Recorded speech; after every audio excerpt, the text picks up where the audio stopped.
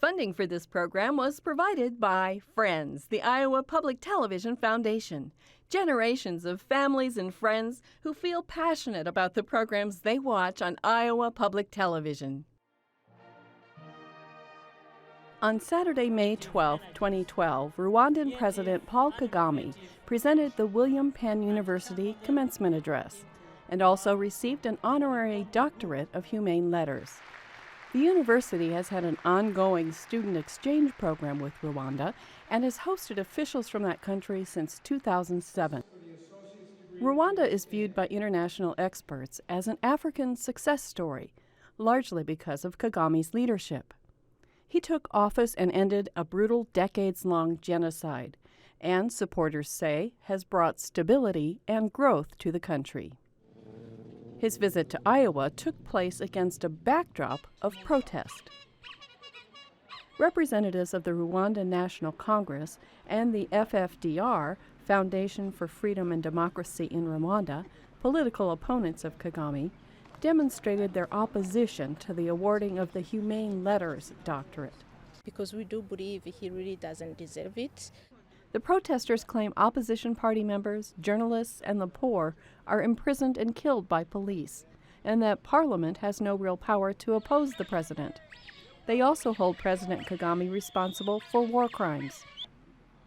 The facts are in dispute, and university officials further dispute the protesters' motivation, stating, President Kagame came to office in the years following the 1994 genocide against the Tutsi.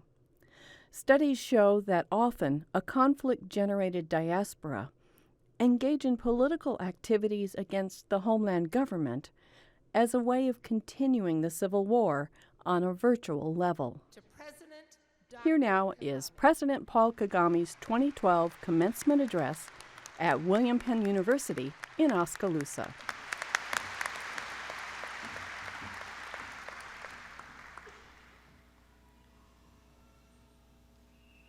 Dr.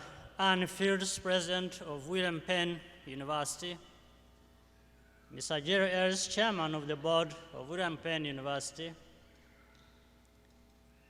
Dr. Noel Stable, Vice President for Academic Affairs, faculty and staff, distinguished guests, class of 2012, parents, ladies and gentlemen.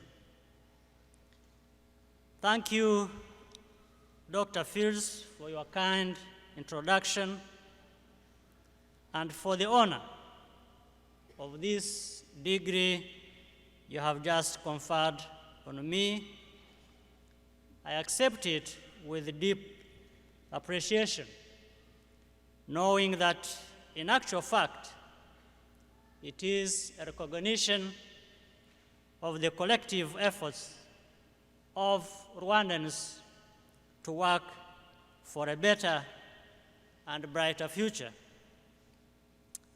It is a distinct pleasure for me to be associated with William Penn University personally through this honorary doctorate, but also as a country through special partnership we have in the common search for what can be better and what can better the lives of our people. This partnership is evidently beginning to produce results.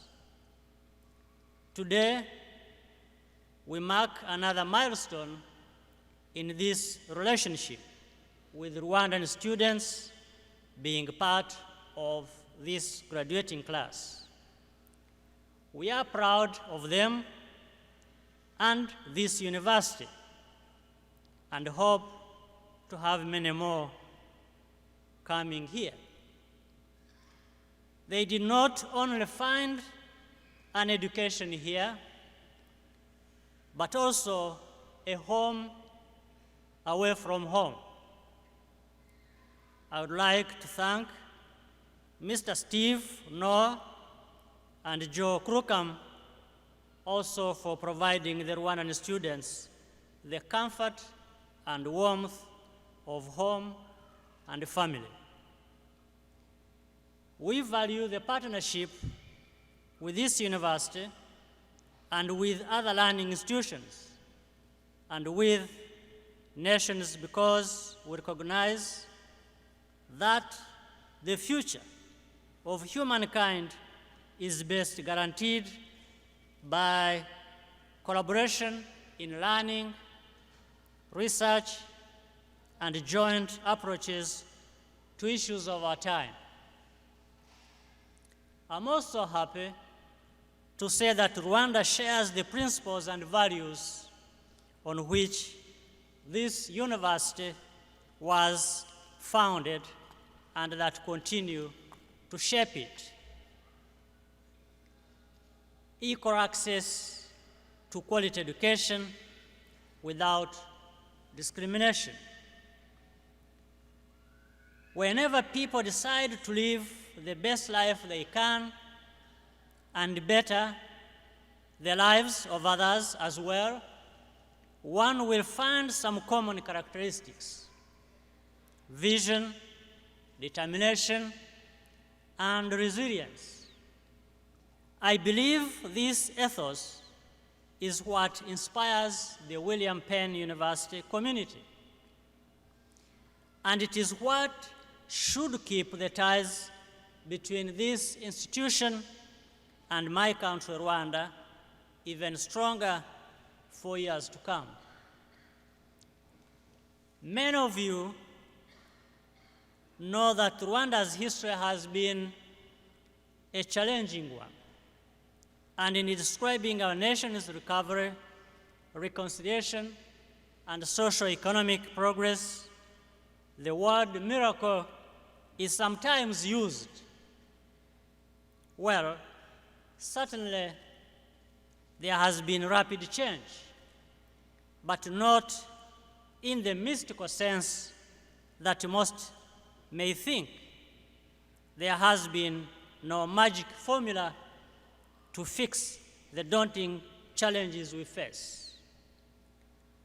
While appropriate policies and good governance structures have all played their rightful role, the key to our transformation lies with the individual Rwandan citizen and in their interactions with each other,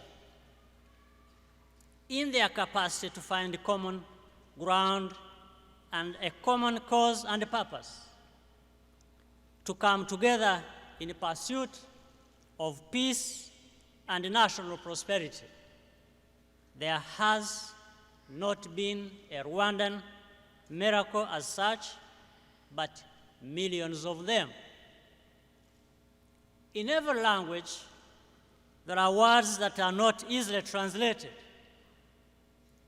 One such word in my language, Kinyarwanda, the native language of Rwanda, that word is agaciro. In English, you might say self-respect, self-worth, or dignity, but none conveys its meaning precisely. The word tries to capture the very essence of humanness.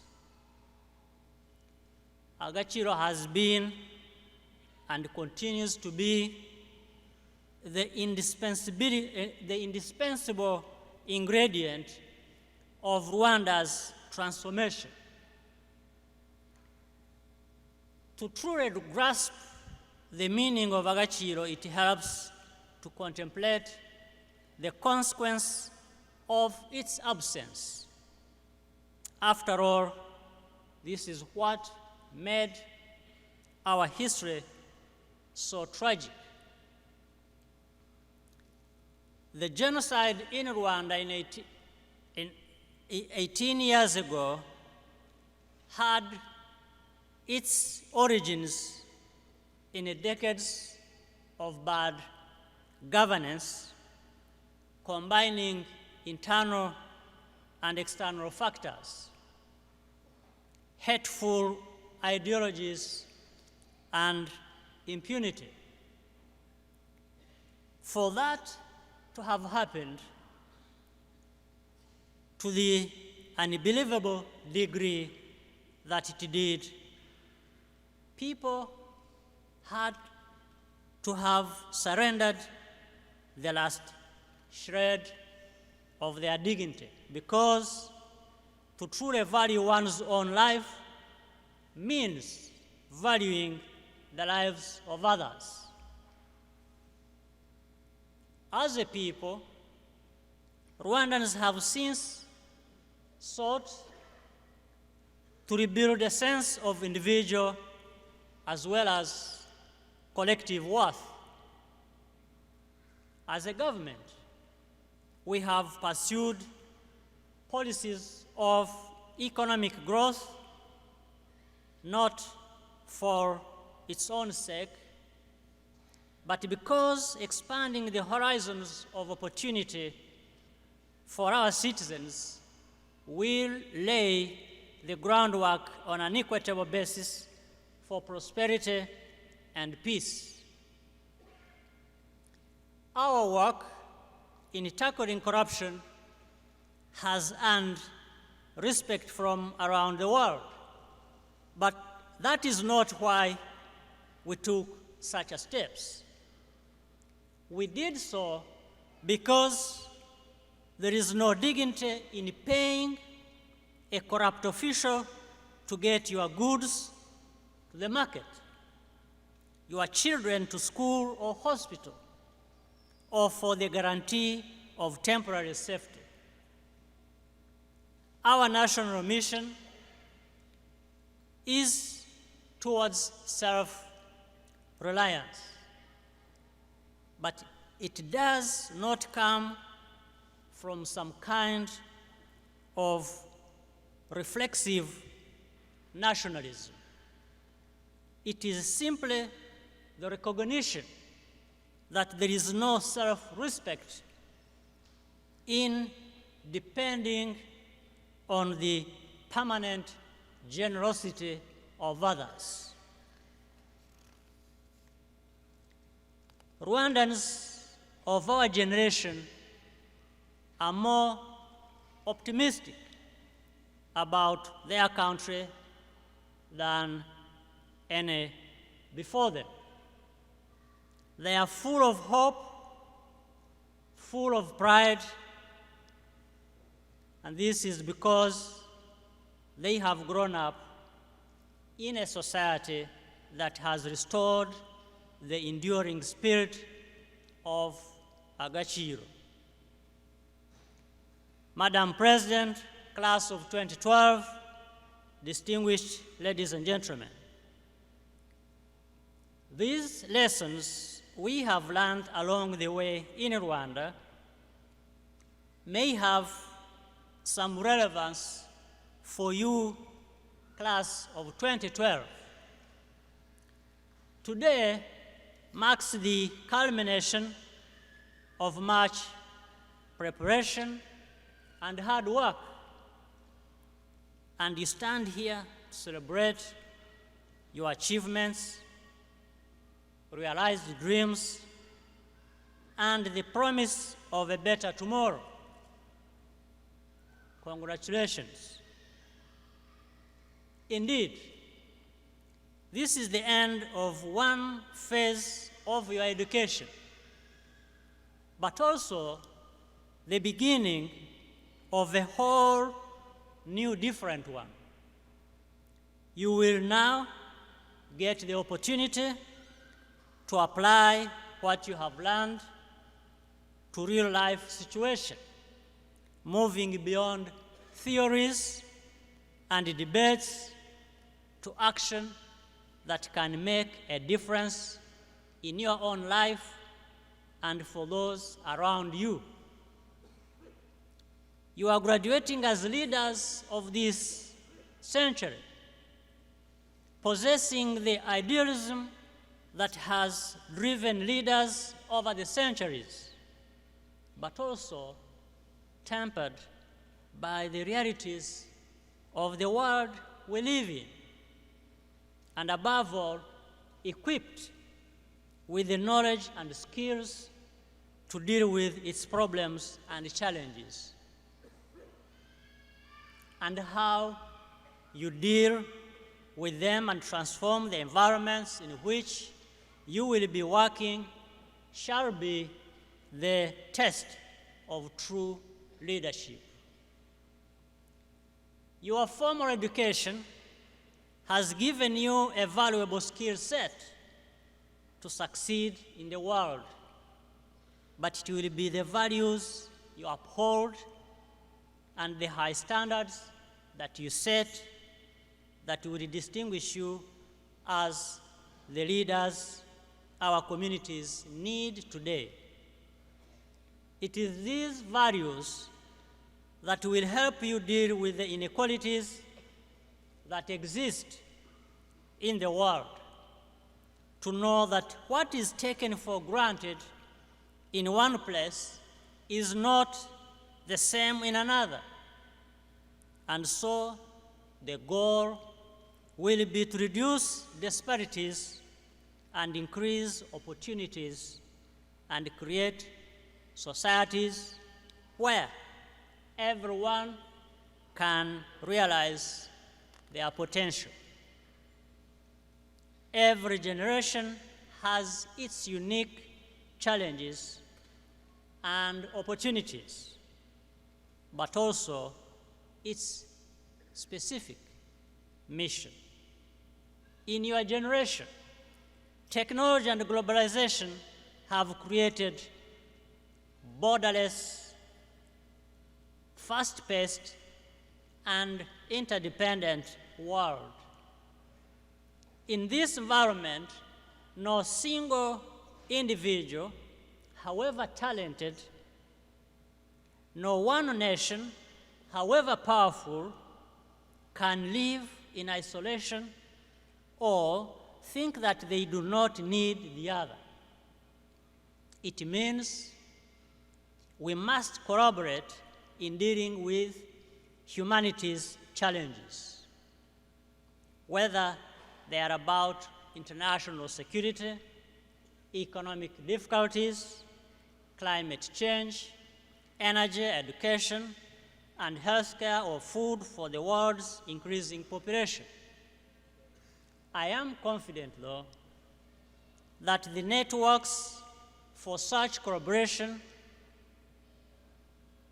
are being formed here at William Penn University, and others will be made in the workplace in the different continents. You are entering a competitive world where knowledge, skills, and innovation matter a great deal. Competition has, over time, produced the best in humankind, in academics, sports, science and technology, and many other areas, and propelled us to the present level of development of the human race. Leaders who will make a difference are those who are able to harness our competitive energies, creative and innovative potential, and channel them into work for the common good. You should always remember that leadership is not about a single individual, no matter how gifted. It centers on the ability to inspire others to move together in the right direction towards a common good and you should aspire to be that person. I have no doubt that among the 2012 class of William Penn University, there are outstanding leaders ready to step into the future and make the world a better home for all its citizens. Once again, I wish to congratulate you all, and I wish you success in all your endeavors. Thank you for your kind attention.